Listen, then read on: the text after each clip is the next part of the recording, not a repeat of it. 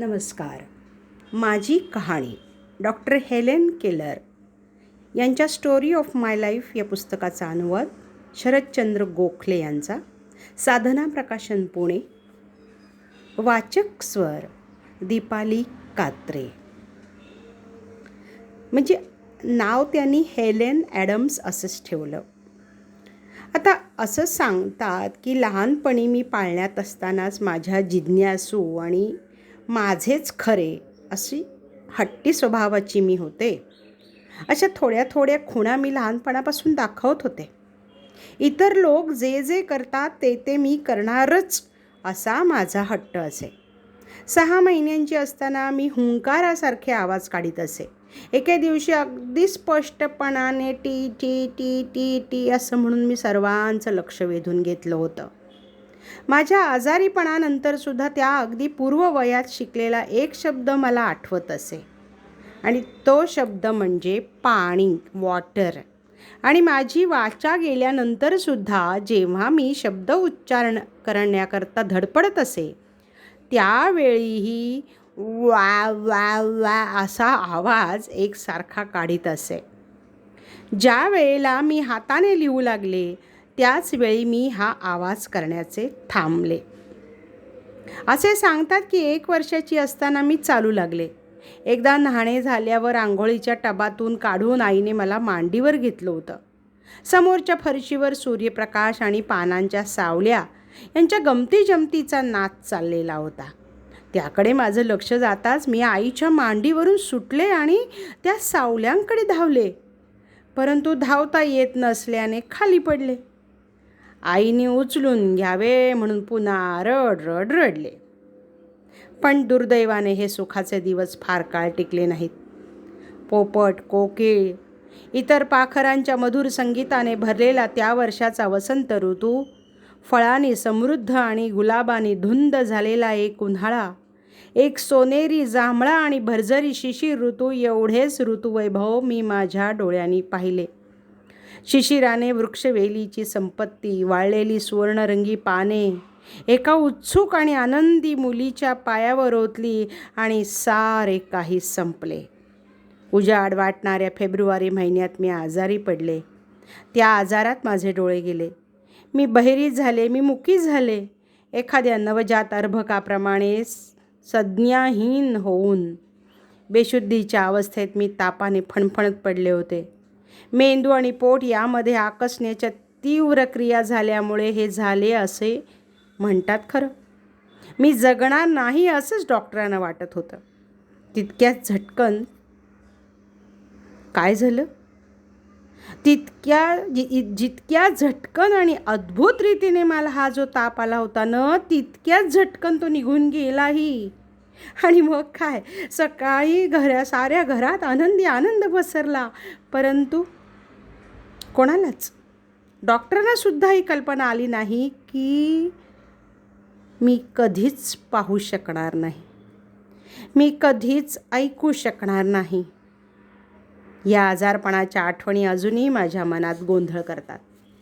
विशेष करून मला आठवतं की रात्री बेरात्री वेदनानी आणि तापानी विव्हळ होऊन मी जागी होई. त्यावेळी किती मायाळूपणाने, किती ममतेने माझी आई मला थोपटीत बसे.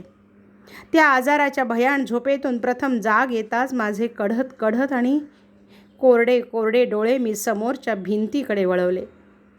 म्हणजे दुर्दैव असे की ज्या प्रकाशावर माझे अत्यंत प्रेम होते, तोच प्रकाश टाळण्याकरता माझ्या आयुष्यात पहिल्या प्रथम मी भिंतीकडे तोंड केले. माझ्या आजारीपणात तो प्रकाश दिवसेंदिवस अधिकाधिक अंधुक होत जात होता. परंतु मी पहिल्या वेळी प्रकाशापासून तोंड फिरवले त्यावेळी झालेल्या यातना आणि मनाचा गोंधळ काय सांगावा. एखाद्या दिवास्वप्नाप्रमाणे त्या साऱ्या आठवणी माझ्या मनात तरंगत येतात. त्या खरोखरच्या आठवणी असतील कदाचित, पण मला त्या साऱ्या अगदी खोट्या वाटतात.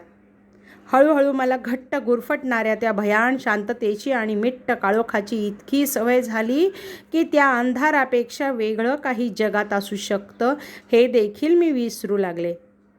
माझी शिक्षिका येईपर्यंत हे सारं चाललं. ती येताच तिने माझा अंधारात कोंडलेला आत्मा स्वतंत्र केला. मला आठवतं माझ्या जीवनाच्या पहिल्या 19 महिन्यात लांबवर पसरलेली हिरवीगार शेतं, निळेभोर चकाकणारे आकाश, झाडे, फुले मी डोळे भरून पाहिली आहेत. त्यामुळे नंतर आलेल्या आंधळेपणाच्या अंधाराला सुद्धा त्यांची आठवण बुजवणे शक्य झाले नाही. म्हणतात ना, आपल्या दृष्टीने एकदा सृष्टी पाहिली की ती आपली झाली. त्या भयंकर आजारीपणानंतर पहिले काही महिने काय घडले हे मला नीटसे आठवतच नाही. मला इतकेच आठवते की मी नेहमी माझ्या आईच्या मांडीवर तरी बसलेली असे, नाहीतर तिच्या पदराला लोंबकळून तिच्या पाठोपाठ घरभर हिंडत असे. माझ्यापुढे येणारी प्रत्येक वस्तू आणि आसपास घडणारी प्रत्येक हालचाल मी हाताने चाचपून पाहत असे. त्यामुळे हळूहळू माझी समज वाढू लागली. लवकरच माझ्या लक्षात आलं की एकमेकांच्या भावना आणि विचार एकमेकांना कळण्याकरता कोणतं तरी माध्यम आवश्यक असतं. पण मला तर वाचाशक्तीच नव्हती. म्हणून भाषेच्या अभावी मी थोड्या थोड्या खुणा करू लागले. डोके आडवे हलवले म्हणजे नाही, किंचित उभे हलवले म्हणजे होय, एखाद्याला ओढणे म्हणजे इकडे ये आणि एखाद्याला ढकलणे म्हणजे जा, अशा स्वरूपाच्या त्या खुणा.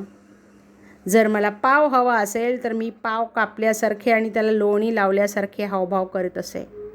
जेवणाच्या वेळी आईने आईस्क्रीम करावे असे मला वाटले तर आईस्क्रीमचे भांडे फिरवल्यासारखा आणि थंडीने काकडल्यासारखा अभिनय करत असे. मग आईच्या लक्षात येईल. याशिवाय माझ्या आईने मला पुष्कळ गोष्टी शिकवल्या. आईला काही हवे असले की मला ते लगेच कळे आणि माडीवर अगर ती सांगेल तिकडे जाऊन मी ती वस्तू आईला आणून देत असे. आंधळेपणाचा आणि बहिरेपणाचा हा काळ एखाद्या कंटाळवाण्या लांबलचक अंधाऱ्या रात्रीसारखा मला वाटे. माझ्या आईच्या अत्यंत प्रेमळ शिकवणुकीमुळेच मी ती भयान रात्र पार करू शकले आहे. माझ्या भोवती काय चाललं आहे याची बरीचशी जाणीव मला असे. वयाच्या 5व्या वर्षी परटाकडून आलेले आपले स्वच्छ कपडे वेगळे ठेवणे, त्यांच्या गड्या घालणे आता येऊ लागलं मला हे. त्याचवेळी माझे कपडे इतरांच्यापासून वेगळे काढायला सुद्धा मी शिकले. माझी आई आणि मावशी बाहेर जावयास निघाल्या हे मला त्यांनी घातलेल्या नव्या कपड्यावरनं कळत असे. प्रत्येक वेळी मी त्यांच्याबरोबर जाण्याचा हट्ट करत असे आणि ज्यावेळी आमच्या घरी कोणी पाहुणे येत त्यावेळी मला मुद्दामून बोलावून ओळख करून दिली जाई. पाहुणे निघताना सुद्धा मी बहुधा हात हलवून त्यांना निरोप देण्याचे काम करत असे. मला वाटतं या हात हलवण्याचा अर्थ त्यावेळी मला थोडासा कळत होता. एके दिवशी घराच्या पुढले दार उघडल्याच्या आवाजावरून आणि इतर होणाऱ्या हालचालींवरनं मी ओळखले की आमच्या घरी कोणीतरी पाहुणे आलेले आहेत. माझ्या मनात चटकन एक कल्पना आली की आपणही सणासुदीचा ठेवणीतला पोशाख करावा. कोणी हाक मारण्यापूर्वीच मी धावत धावत माडीवर गेले. इतर स्त्रिया ज्याप्रमाणे आरशापुढे उभे राहून वेणी करत त्याप्रमाणे मीही आरशापुढे उभी राहिले. माझ्या डोक्याला खूप तेल चोपडलं. चेहऱ्यावर पावडरचा एक भल्ला मोठा थर दिला. एक झगा घातला नवीन. डोक्यावरचा वेल त्याचा झिरझिरी झोळ माझ्या तोंडासमोर येईल अशा रीतीने मी पिना लावून बसवला आणि माझ्या छोट्या कमरेभोवती एक भला मोठा कमरपट्टाही अडकवला. अर्थातच तो पट्टा मागे सैलपणाने लोंबत होता. जवळजवळ झग्याच्या किनारीला लागत होता म्हणाना. अशा रीतीने चांगले चांगले कपडे घालून मी पाहुण्यांच्या स्वागताकरता खाली धावत आले. मी इतरांच्यापेक्षा वेगळी आहे हे माझ्या नेमकं केव्हा लक्षात आलं हे आता मला नक्की नाही आठवत. परंतु माझ्या मास्तरीणबाई येण्यापूर्वी मला खासच ते समजले होते. एकमेकांशी बोलताना किंवा एकमेकांना सांगताना माझी आई इतर माणसे एकमेकांना माझ्यासारख्या खुणा करीत नाहीत, तोंडाने बोलतात हे मला समजले होते. कधी कधी तर मी 2 बोलणाऱ्यांच्या मध्ये उभी राही आणि त्यांचे बोलणारे ओठ चाचपून बघी. परंतु ती माणसे कशी बोलतात हे मात्र मला कळत नसे. मी गोंधळून जाई. मी ओठ हलवत असे, आक्रस्तळेपणाने हावभाव करत असे, आवाज काढीत असे, पण व्यर्थ.